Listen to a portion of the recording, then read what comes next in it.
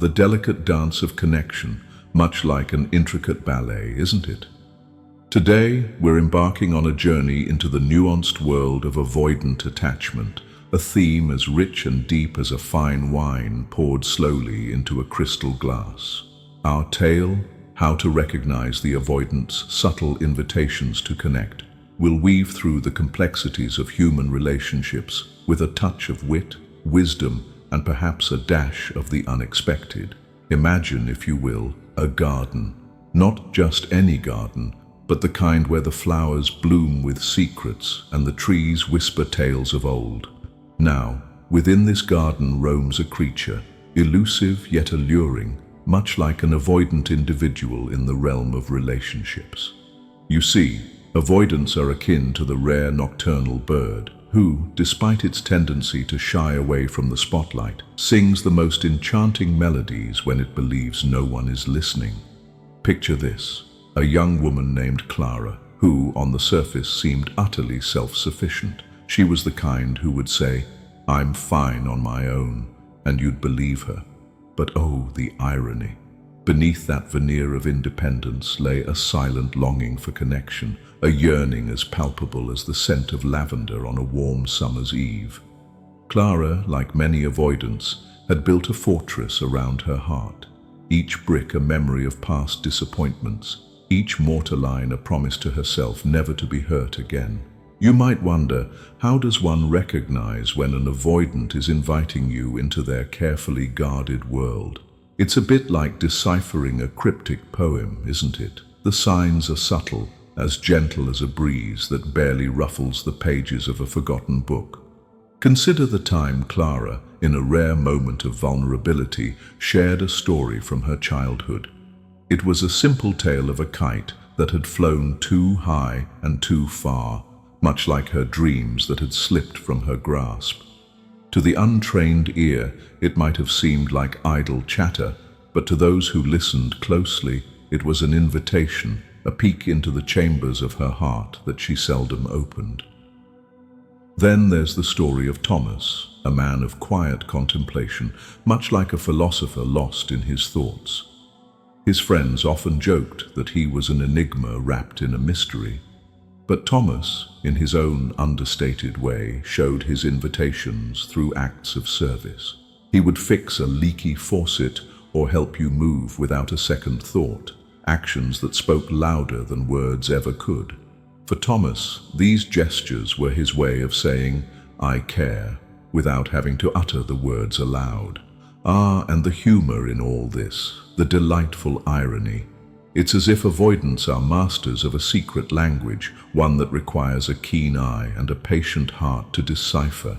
They remind me of a peculiar cat I once knew, who would nonchalantly saunter past your feet, pretending disinterest, only to nudge your hand with its head when you least expected it.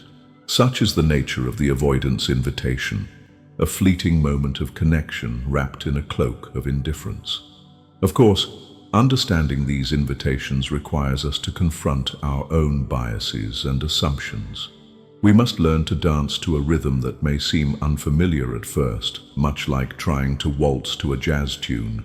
It's a challenge, yes, but one that is richly rewarding for those who dare to try.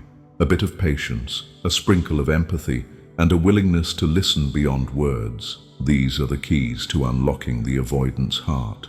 Moreover, let's not forget the emotional stakes involved. Engaging with an avoidant is akin to walking a tightrope suspended above a chasm of uncertainty.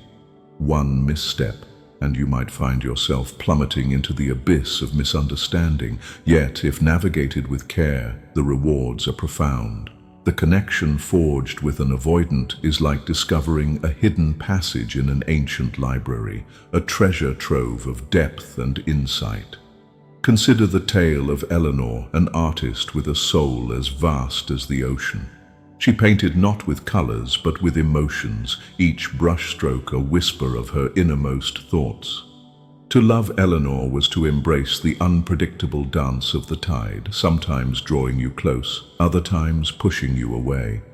But those who learned to read her subtle invitations, a lingering glance, a soft smile, found themselves part of a masterpiece more beautiful than any canvas could capture. Now, the unexpected turns. Oh, how they pepper the journey with a delightful unpredictability. Just when you think you've deciphered the avoidance code, they surprise you with a bold move, a declaration of affection that leaves you both bewildered and enchanted.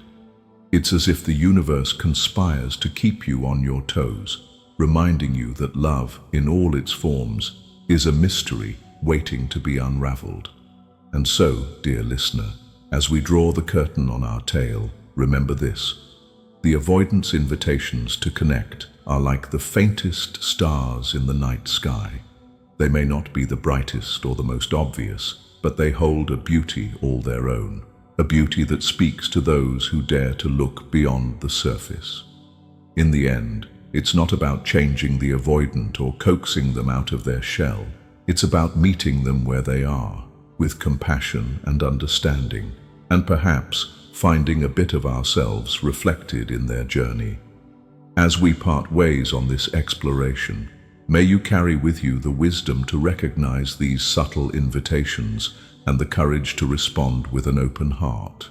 For in the realm of human connection, it's the quiet gestures, the unspoken words, that often speak the loudest. And isn't that the true magic of it all?